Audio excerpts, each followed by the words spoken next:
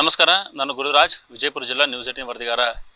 ವಿಜಯಪುರ ನಗರದ ಕನಕದಾಸ್ ಬಡಾವಣೆಯಲ್ಲಿ ಸರ್ಕಾರದಿಂದಾಗಿ ಒಂದು ಸ್ವಿಮ್ಮಿಂಗ್ ಪೂಲ್ ಅಂದರೆ ಈಜುಕೊಳವನ್ನು ನಿರ್ಮಾಣ ಮಾಡಲಾಗಿದೆ. ವಿಜಯಪುರ ಮಹಾನಗರ ಪಾಲಿಕೆಯಲ್ಲಿ ಸುಮಾರು 2 ಕೋಟಿ ರೂಪಾಯಿನ ಖರ್ಚು ಮಾಡಿ 2022ರಲ್ಲಿ ನಿರ್ಮಾಣ ಮಾಡಿ ಕ್ರೀಡಾ ಇಲಾಖೆಗೆ ಹಸ್ತಾಂತರ ಮಾಡಲಾಗಿರುತ್ತದೆ.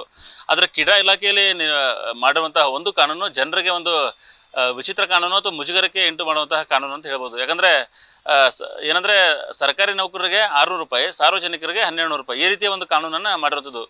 ಇದು ಯಾವ ರೀತಿ ಅಂಥೇಳಿ ಜನರಿಗೆ ಬಂದಿರ್ತ ಕನ್ಫ್ಯೂಷನ್. ಯಾಕಂದರೆ ಅದೇ ಸ್ವಿಮ್ಮಿಂಗ್ ಪೂಲು, ಅದೇ ಜಾಗ, ಅದೇ ಸಮಯ, ಅದೇ ನೀರು, ಆದರೆ ದರ ಮಾತ್ರ ವ್ಯತ್ಯಾಸ ಇದೆ. ಇದು ಹೆಂಗೆ ಅಂಥೇಳಿ ಏನಾದರೂ ಕನ್ಸೆಷನ್ ಇದೆಯಾ ಅಂಥೇಳಿ. ಯಾಕಂದರೆ ಇದು ನಿರ್ಮಾಣ ಮಾಡಿರುವಂಥದ್ದು ಸರ್ಕಾರಿ ದುಡ್ಡಿನಲ್ಲಿ, ಅಂದರೆ ಸಾರ್ವಜನಿಕರ ತೆರಿಗೆ ಹಣವನ್ನು ಮಹಾನಗರ ಪಾಲಿಕೆ ಕಟ್ಟಿರುವಂಥದ್ದು. ಮಹಾನಗರ ಪಾಲಿಕೆ ಇದನ್ನು ಕಟ್ಟಿ ಕ್ರೀಡಾ ಇಲಾಖೆಗೆ ಹಸ್ತಾಂತರ ಮಾಡಿರುವಂಥದ್ದು.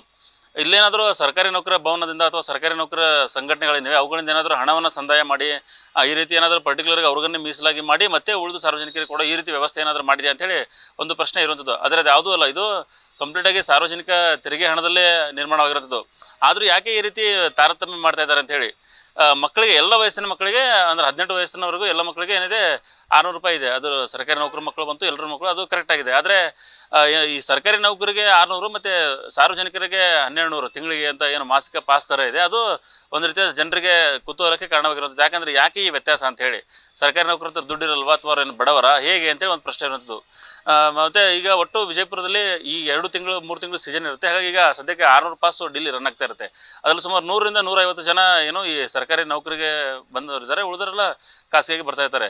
ಹಾಗಾಗಿ ಯಾಕೆ ಈ ತಾರತಮ್ಯ ಅಂತ ಹೇಳಿ, ಯಾಕಂದರೆ ಸಮಯ ಒಂದೇ ಇದೆ, ಅದೇ ಜಾಗ ಇದೆ, ಅದೇ ನೀರಿದೆ, ಕೋಚ್ ಸಹಿತ ಅವರೇ ಇದ್ದಾರೆ, ಎಲ್ಲವೂ ಸೇಮ್ ಇರುವಾಗ ಯಾಕೆ ಬದಲಾವಣೆ ಅಂತೇಳಿ ಕೇಳ್ತಾ ಇದ್ದಾರೆ. ಹೀಗಾಗಿ ಸರ್ಕಾರಕ್ಕೆ ಉತ್ತರ ಕೊಡಬೇಕಾಗಿರುವಂಥದ್ದು.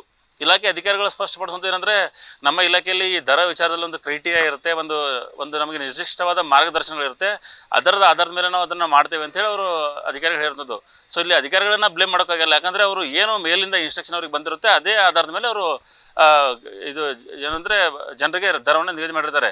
ಆದರೆ ಮೇಲಿನಿಂದ ಮಾಡೋರು ಯಾವ ಆಧಾರದ ಮೇಲೆ ಇದನ್ನು ಮಾಡಿದ್ದಾರೆ ಅಂತ ಹೇಳೋಕ್ಕೆ ಇನ್ನೂ ಸ್ಪಷ್ಟನೆ ಕೊಟ್ಟಿಲ್ಲ. ಯಾಕಂದರೆ ಈ ವ್ಯತ್ಯಾಸ ಏನಿದೆ ಅದು ಭಾಳಷ್ಟು ಜನರಿಗೆ ಒಂದು ರೀತಿಯಿಂದ ಆಕ್ರೋಶಕ್ಕೆ ಕಾರಣವಾಗ್ತಿರುವಂಥದ್ದು. ವ್ಯತ್ಯಾಸ ಏನು ಕಾರಣಕ್ಕೆ ಅಂತೇಳಿ, ಈಗ ಫಾರ್ ಎಕ್ಸಾಂಪಲ್ ಯಾವುದೋ ಒಂದು ಸಂಘಟನೆಯವರು ಅಥವಾ ಯಾವುದೋ ಒಂದು ಸರ್ಕಾರಿ ನೌಕರ ಸಂಘ ಇರುತ್ತೆ, ಆ ಸಂಘದವ್ರು ಏನಾದರೂ ಅದಕ್ಕೆ ಹಣವನ್ನು ಕಟ್ಟಿ ಅಥವಾ ಬಿಲ್ಡಿಂಗಲ್ಲಿ ಕಟ್ಟುವಾಗ ಅದರ ಹಣವನ್ನು ಕಟ್ಟಿ ಅದಕ್ಕೆ ಏನಾದರೂ ಏನಂದರೆ ಅದರಲ್ಲಿ ಹಣವನ್ನು ತೊಡಗಿಸ್ಕೊಂಡಿದ್ರೆ, ಈ ರೀತಿ ಏನಾದರೂ ಇದ್ದರೆ ಅವಾಗ ಅನಿವಾರ್ಯವಾಗಿ ಅವರಿಗೆ ಕನ್ಸೆಷನ್ ಕೊಟ್ಟು ಉಳಿದವ್ರಿಗೆ ನಾರ್ಮಲ್ ರೇಟಲ್ಲಿ ಇಡ್ಬೋದು ಅಂತ ಅನ್ಬೋದು. ಇಲ್ಲ, ಆ ರೀತಿ ಯಾವುದೂ ಇಲ್ಲ. ಎಲ್ಲವೂ ಸರ್ಕಾರದ ಹಣನೇ ಇರೋದು, ಸಾರ್ವಜನಿಕರ ತೆರಿಗೆಯಿಂದ ಬಂದಂಥ ಹಣದಲ್ಲೇ ಕಟ್ಟಿರುವಂಥದ್ದು. ಯಾರೋ ವೈಯಕ್ತಿಕವಾಗಿ ಯಾವ ಸಂಘ ಸಂಸ್ಥೆ ಯಾರೂ ಕಟ್ಟಿದಲ್ಲ. ಆದರೂ ಯಾಕೆ ಈ ರೀತಿ ತಾರತಮ್ಯ ಅಂತೇಳಿ ಅವ್ರು ಪ್ರಶ್ನೆಯನ್ನು ಮಾಡ್ತಾ ಇದ್ದಾರೆ. ಸೊ ಹಾಗಾಗಿ ಅಧಿಕಾರಿಗಳು ಒಂದು ಇದಕ್ಕೆ ಸ್ಪಷ್ಟನೆ ಕೊಡಬೇಕು. ಯಾಕಂದರೆ ಜಿಲ್ಲಾ ಮಟ್ಟದ ಅಧಿಕಾರಿಗಳಂತೂ ತಮ್ಮ ಹಂತದಲ್ಲಿ ಮೇಲಿಂದ ಏನು ಇನ್ಸ್ಟ್ರಕ್ಷನ್ ಬಂದಿದೆ ಅದನ್ನು ಫಾಲೋ ಮಾಡ್ತಿದ್ದು ಅಷ್ಟೇ ಹೇಳಿದ್ದಾರೆ. ಬಿಟ್ಟರೆ ಮೇಲಿನ ಅಧಿಕಾರಿಗಳಿಗೆ ಅವರು ಕನ್ವಿನ್ಸನ್ನು ಮಾಡಬೇಕಾಗುತ್ತೆ. ಸರ್, ಈ ರೀತಿ ಸಮಸ್ಯೆ ಆಗುತ್ತೆ, ಯಾಕಂದರೆ 3 ತಿಂಗಳಲ್ಲೇ ಅತಿ ಹೆಚ್ಚು ಜನ ಬರ್ತಿರುವಂಥದ್ದು.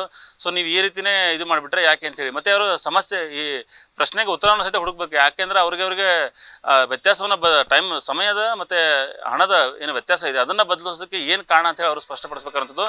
ಜನರು ಸಹಿತ ಇದೇ ಆಗ್ರಹ ಮಾಡ್ತಿದ್ದಾರೆ. ಬಂದು ಎಲ್ರಿಗೂ ಸರಿ ಸಮಾನ ಮಾಡಿ, ಇಲ್ಲಾಂದ್ರೆ ನಮಗೂ ಸಹಿತ 600 ರೂಪಾಯಿಗೆ ತಗೊಂಬನ್ನಿ ಅಂತೇಳಿ ಅವರು ಆಗ್ರಹವನ್ನು ಮಾಡ್ತಾ ಇರುವಂಥದ್ದು.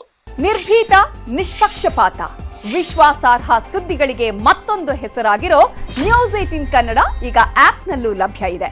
ದಯವಿಟ್ಟು ಇಲ್ಲಿರೋ QR ಕೋಡ್ ಅನ್ನು ಸ್ಕ್ಯಾನ್ ಮಾಡಿಕೊಂಡು ಆಪ್ ಡೌನ್ಲೋಡ್ ಮಾಡೋದಕ್ಕೆ ಮರಿಬೇಡಿ. ನಿಮ್ಮ ಬೆಂಬಲ ಹೀಗೆ ಸದಾ ನಮ್ಮೊಂದಿಗಿರಲಿ.